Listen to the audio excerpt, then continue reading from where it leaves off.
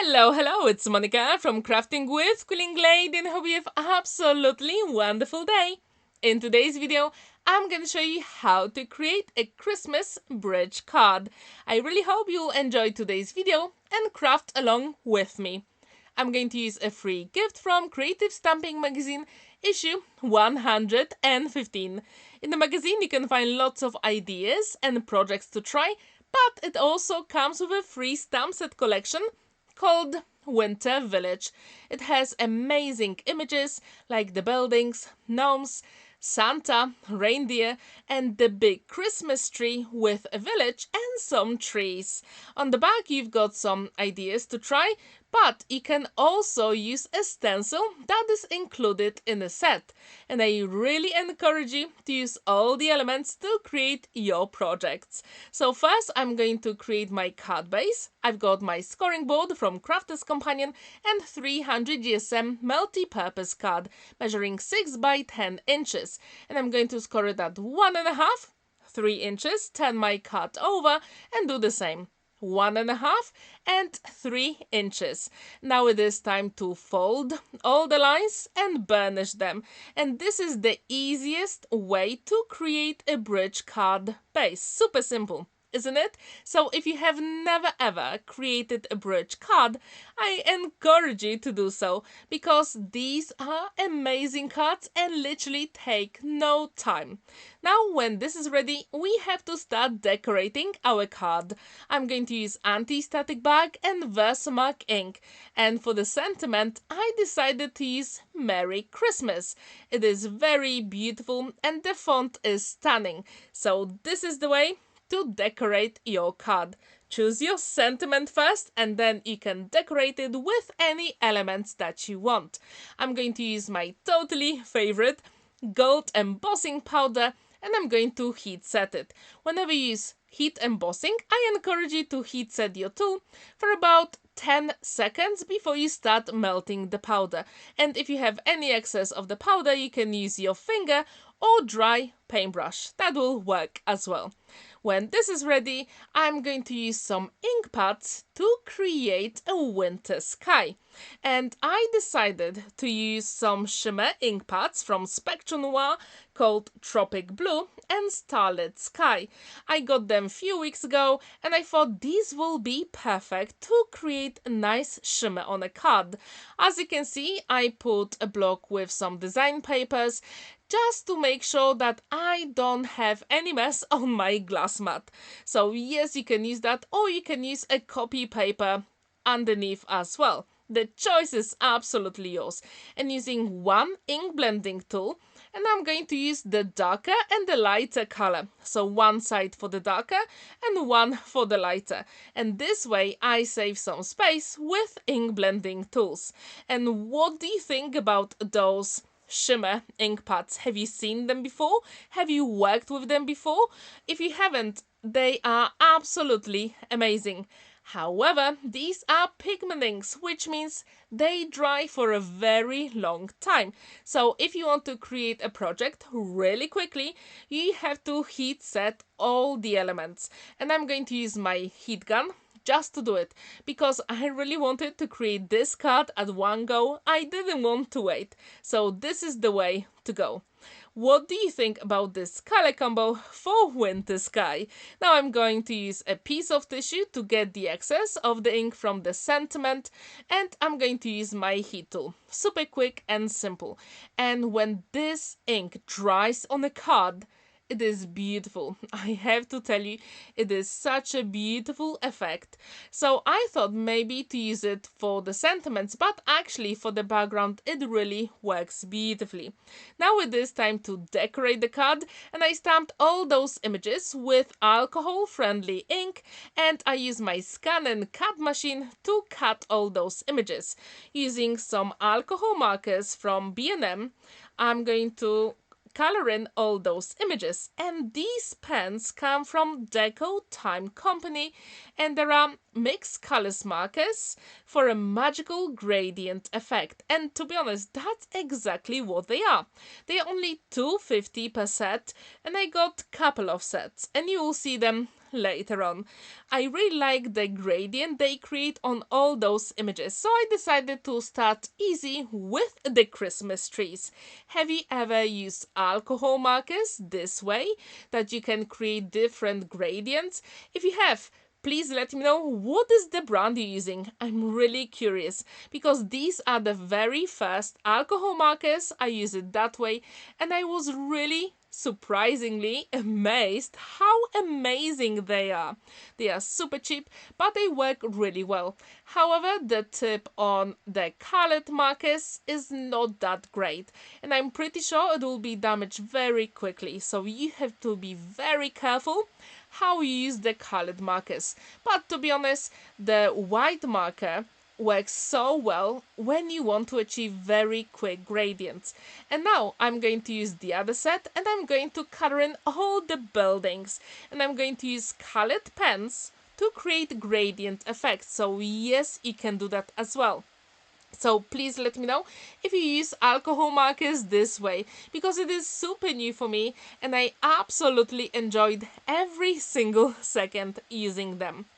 And later on, I'm going to show you one more product from B&M, which I was really surprised with creating this project, because I really wanted to try something new. And I was really amazed. And the only tip I'm going to give you here is to stamp all your images with alcohol-friendly ink, because we don't want those markers to bleed through the lines. And if you make any mistake with your stamping, don't forget, you can always use the other side to create your image, and no one will ever know. And when I'm going to put all those images on the card, you will see that I made few mistakes, but that does not matter at all. When these elements are ready, as you can see, I left some windows empty, because I'm going to use some metallic water markers later on. And if you want to check any of the products I use in today's video, you can check the description down below. And if you use any of my affiliate links, that really supports my channel. So thank you so much. And don't forget to like this video, give it a thumbs up and subscribe to my channel if you haven't already. I'm very close to having 500 subscribers on my channel, so that means a lot to me. And if you enjoyed this video, just let me know in the comments down below. Now I'm going to use my third set of those alcohol markers, and I'm going to color in the Santa, lampposts and also the reindeers. And again, I'm going to leave the space for the light, because I'm going to show you how to add a little bit more sparkle and magic to this card. So if you have never ever created a bridge card, I really hope today is the day. Now I'm going to use watercolor paint from Deco Time as well, and this one was like £2 with the water brush included, so I thought I'm going to try it on those small images. To be honest, I haven't checked that paint yet on the black card, but I will probably do that later on. And this is just so simple. I absolutely love the brush tip here on the water paintbrush. It is amazing to work with. And yes, it was so easy to put all the colors on all those images with those alcohol markers and watercolor paint. And I wonder, have you ever used metallic watercolor paint for your card making? If you have, please let me know what was the brand, so maybe I can check that out in my videos. And I also wonder, did you get any deals for Black Friday? If you have, please let me know what deals did you get. When these elements are ready, I'm going to add a little bit darker color inside the lamp, just to make sure it is slightly different but beautiful. And then it's time for the stars. They got so amazing shine here, and these will be perfect on that shimmer winter sky. What do you think about the color palette so far? Please let me know in the comments down below. I really like all those markers and metallic watercolor paints. If you like that combo too, please let me know what are your favorite alcohol markers to work with, especially in card making and home decor projects. And I also wonder, have you ever created a winter village card? This stamp set collection, it is amazing. I've got every single of Creative Stamping Magazine stamp sets, and this winter village is perfect not only for winter projects, but you can use that village or the buildings for a variety of projects during the whole year. So I'm pretty sure I'm going to use those for some other projects in the future. Now it is time to decorate the Santa, and this red, it is so beautiful and vivid. I really hope those markers will last for a very long time. And if you do have alcohol markers, please let me know how long do you have yours for, or did you have to replace them? Because so far I only had one marker from Spectrum Noir I had to replace, but all the other ones still work fine. As you can see, I totally enjoyed coloring all those images. It was so much fun, and I wonder how often do you create that many images? I will have some left over, and I'm going to keep them in the stamp set at the back, and this way I can use them for my future projects. First, I'm going to see where to put Santa before I start putting all those stars on the card, and it is amazing so far, right? Do you like it? I really hope you do. I'm going to put the bridge on the card. As you can see, I created a small strip with the same 300 GSM white multi-purpose card. And this is the way to go, because now you can make sure that your card is flat and it will fit in the envelope. It is time for a string, because I want that Santa to fly with the reindeer.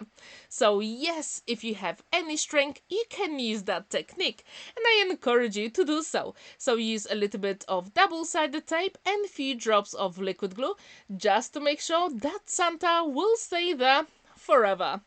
And have you ever created a card with flying Santa and reindeers? If you have, how many reindeers did you put on your card? On this one, I'm going to put just one, so I'm going to save the other one for later. And if you want your card to look professionally finished, always cut the excess of the string and the tape, so no one will ever know you had more than you should. And it's always a good idea to use your pokey tool to peel off the backing, because this is the easiest way with double-sided tape. Now it is time to decorate the card, and I'm going to start with those gold stars.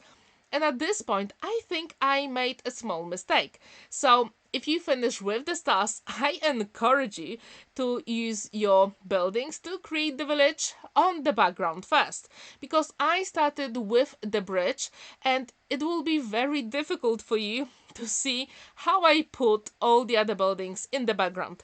So start with the background first and then use the bridge. However, no one will ever know what was the order you put all those elements on your card, so do not worry. If you make a mistake, that is absolutely fine. As you can see, I'm creating a village, so some of the elements will be at the front and some at the back. And this is amazing, especially if you have so many Christmas trees. And if you do have leftovers, yes, you can use them for your future projects. And it's always a good idea to have a dry run first, so you know exactly if all the elements you want to use are going to fit on your card. I decided to have those two lampposts, one on the left, one on the right, and then some buildings. I really wanted to add that church, so it's going to be on the right hand side. And with all those buildings and trees, I think that really looks like a winter village card, don't you think? And now it is time to put some buildings in the background. You can't really see them, but they really work. So when the recipient opens the card, they will see both layers of all the buildings. And that's what makes this card even more special. So I encourage you to decorate the inside here as well, because this way it will be more special. And what's really good about any bridge card, it stands proudly on a flat surface. So if you have never ever created a Christmas bridge card, I hope today is the day. And please let me know what do you think about this color combo on the card so far? Now, when these elements are ready, it is time to actually check if we've got enough space on the back to write a message, and I think we do. And what's really good about this card again, it folds flat, so you can either send it by post or you can hand your card if you wish. So this is ready, and what do you think about this project? Please let me know in the comments down below. There is plenty of space to write your message on the back, and the card is complete. Thank you so much for watching and spending that time with me. Don't forget to like this video, give it a thumbs up, and subscribe to my channel if you haven't already. And on the Monday I'm going to have personalized card, so don't forget to check my channel. Have a wonderful day and happy crafting. Bye for now.